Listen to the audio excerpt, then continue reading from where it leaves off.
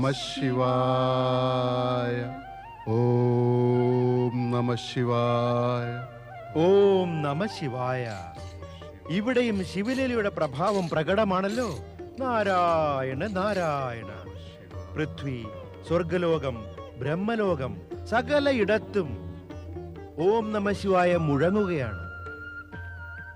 പക്ഷെ ഈ ഒരു അവസരത്തിൽ പരംപിതാവ് ബ്രഹ്മദേവന്റെ ധ്യാനം മുടക്കുന്നത് ഉചിതമായിരിക്കുമോ? വേണ്ട നാരദ. നിൽക്കൂ.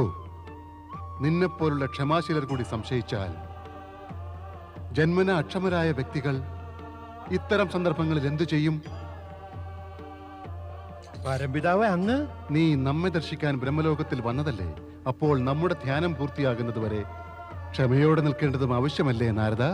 ക്ഷമിക്കണം പരംപിതാവേ, അവിടുത്തെ ധ്യാനം മുടക്കുന്നത് എനിക്ക് ഉചിതമെന്ന് തോന്നിയില്ല. എനിക്കൊട്ട് അറിവുമുണ്ടായിരുന്നില്ല അങ്ങ് എത്ര നേരം ധ്യാനനിരതനായിരിക്കുമെന്നത്. അപ്പോൾ നീ തിരിച്ചു പോവുകയായിരുന്നോ നാരദ? അല്ലാതെ എന്ത് ചെയ്യും ദേവി? നിങ്ങൾ ഇരുവരും ധ്യാനത്തിലായിരുന്നല്ലോ. പക്ഷേ നാരദൻ ബ്രഹ്മലോകത്തിൽ വരികയും വിവരങ്ങൾ പറയാതെ യാതൊന്നും സംസാരിക്കാതെ തിരിച്ചു പോവുകയും ചെയ്താൽ അത് തന്നെ ചർച്ചാ വിഷയമാവുകയില്ലേ?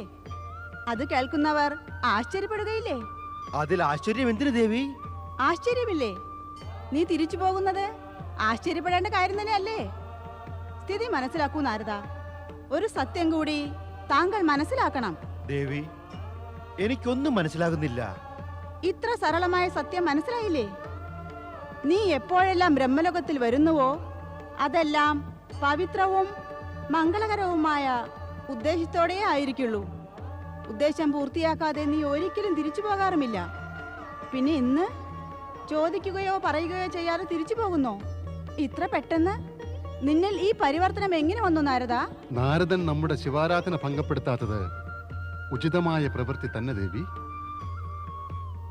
പറയൂ നാരദ, എന്തുദ്ദേശത്തോടെയാണ് വന്നത്? അങ്ങയ്ക്ക് അറിയാമല്ലോ പരംപിതാവേ, ഭഗവാൻ പരമശിവൻ കൈലാസം വിട്ടേറെ നാൾ പോകാറില്ല എങ്ങും. പക്ഷെ ഇപ്പോൾ അദ്ദേഹം അദൃശ്യനായി അനവധി നാൾ കഴിഞ്ഞു. പക്ഷെ പരംപിതാവേ, അങ്ങ് പറയൂ, ശിവശങ്കരൻ എവിടെ പോയിരിക്കും? നാരദ, ഭഗവാൻ ശിവൻ ജഗത്തിൽ എല്ലായിടത്തും നിറഞ്ഞിരിക്കുന്നു. ശിവഭക്തൻ അദ്ദേഹത്തെ സ്വന്തം ഹൃദയക്ഷേത്രത്തിൽ ദർശിക്കുന്നു. ധ്യാനത്തിലൂടെ ഞങ്ങൾ അദ്ദേഹത്തെ തന്നെയാണ് ദർശിച്ചിരുന്നത്. ആശ്ചര്യം അതല്ല. നിനക്ക് അദ്ദേഹത്തിന് ദർശനം ലഭിക്കാത്തത് എന്താണ്? പരംപിതാവേ, ശിവലീലയോടൊപ്പം തന്നെ അങ്ങയുടെ ലീലയും കൂടി ഉണ്ടല്ലോ. ദയവായി വിനോദം മതിയാക്കൂ. ഭഗവാൻ പരമേശ്വരൻ കൈലാസത്തിൽ നിന്നും അദൃശ്യനായത് മൂലം അദ്ദേഹത്തിന്റെ പരിവാരങ്ങൾ വിഷമത്തിലാണ്. നാഥ, നാരദന്റെ വാക്കുകൾ കേട്ട് ശിവനെ കുറിച്ച് കൂടുതൽ അറിയുവാൻ ഞാനും ഉത്സുകയാണ്.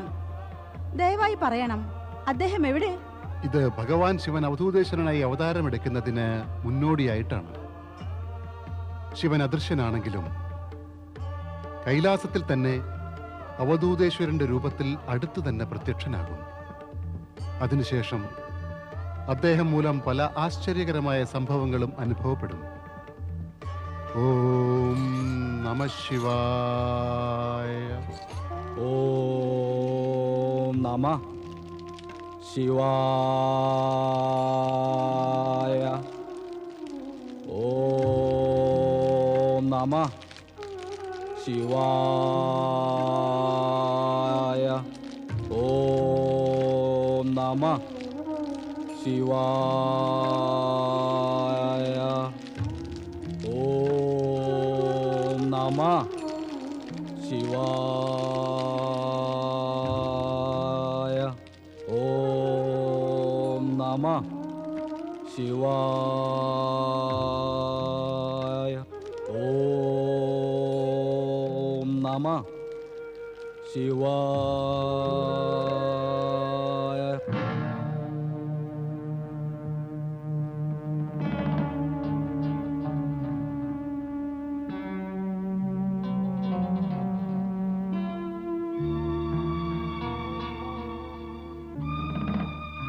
വായുദേവ,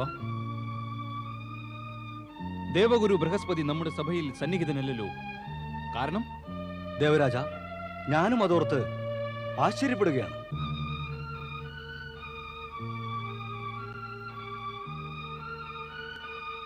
വരുണദേവ, താങ്കൾക്ക് എന്തെങ്കിലും പറയാനുണ്ടോ? ദേവഗുരു ബൃഹസ്പതി എവിടെയായിരിക്കും? അതെനിക്കും അജ്ഞാതമാണ്. പക്ഷേ കുറച്ചു ദിവസമായി അദ്ദേഹം സഭയിൽ വരുന്നില്ല. അദ്ദേഹം വരേണ്ടതാണ്. ദേവഗുരുവല്ലേ?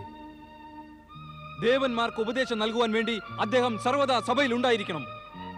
അതെ ദേവരാജ, ദേവന്മാർക്കെന്നും പ്രശ്നങ്ങൾ നേരിടേണ്ടി വരുന്നു. അവയുടെ നിവാരണത്തിനായി ദേവഗുരുവിന്റെ ഉപദേശങ്ങൾക്ക് തീർച്ചയായും ആവശ്യം നേരിടും. അതിനാൽ ദേവഗുരു സഭയിൽ ഉണ്ടായിരിക്കുക എന്നത് വളരെ അത്യാവശ്യമാണ്. ഈ സഭയിൽ അദ്ദേഹത്തിന്റെ സാന്നിധ്യം അനിവാര്യമാണ്.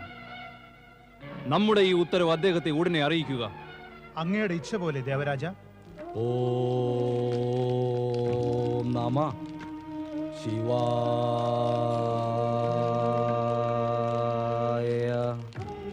ഓം നമഃ ശിവായ.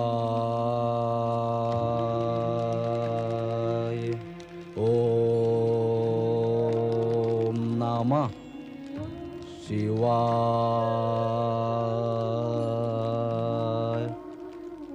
ഓം നമഃ ശിവായ. ഓം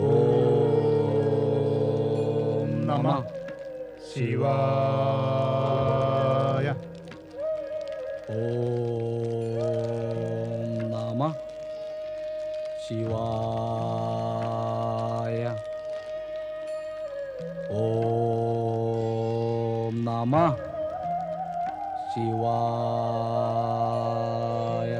ഗുരുവര, ഓം നമഃ ശിവായ. ഗുരുവര, ഓം നമഃ ശിവായ. ഗുരുവര, ഓം നമഃ ശിവായ.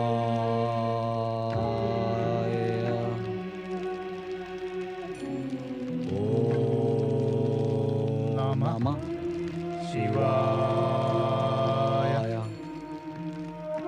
ഓം നമഃ ശിവായ. ഓം നമഃ ശിവായ. ഓം നമഃ ശിവായ. ദേവർഷി ബൃഹസ്പതി, ദേവഗുരു, അങ്ങ് ഞങ്ങളെ അപമാനിക്കുകയല്ലേ ചെയ്യുന്നത്? ഞങ്ങളുടെ ഗുരുസ്ഥാനവും താങ്കളുടെ മഹത്വവും രണ്ടും ദുരുപയോഗപ്പെടുത്തുന്നു. ഈ മൗനം കൊണ്ട് താങ്കൾ ഉദ്ദേശിക്കുന്നത് എന്താണ്? ദേവരാജ, ഗുരുസ്ഥാനം ദുരുപയോഗപ്പെടുത്തുന്നു എന്ന താങ്കളുടെ ആരോപണം സത്യമാണോ എന്ന് താങ്കൾ സ്വയം തീരുമാനിക്കുക. പക്ഷേ ഒരു സത്യമുണ്ട്.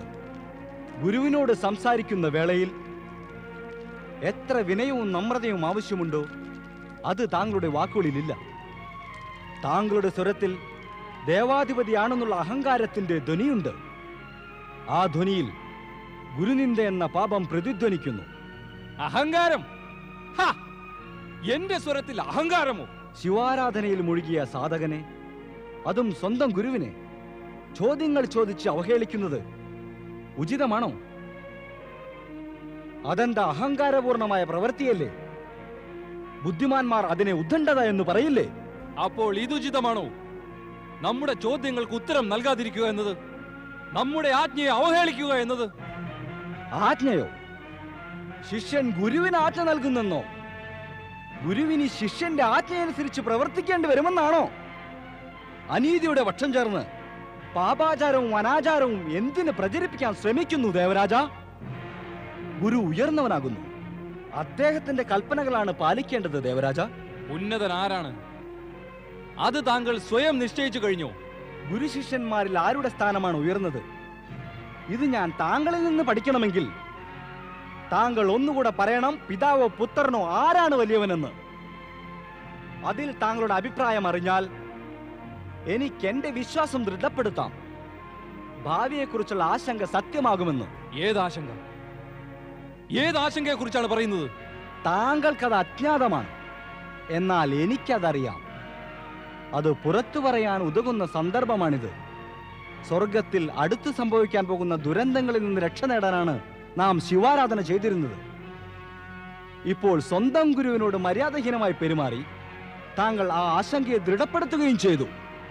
പക്ഷേ ഇതുകൊണ്ടൊന്നും ഉറപ്പാകുന്നില്ല താങ്കളുടെ സ്ഥാനം എന്റെ അതിൽ നിന്ന് ഉയർന്നതാണെന്ന്. ഞാൻ സ്വർഗാധിപതിയാണ്.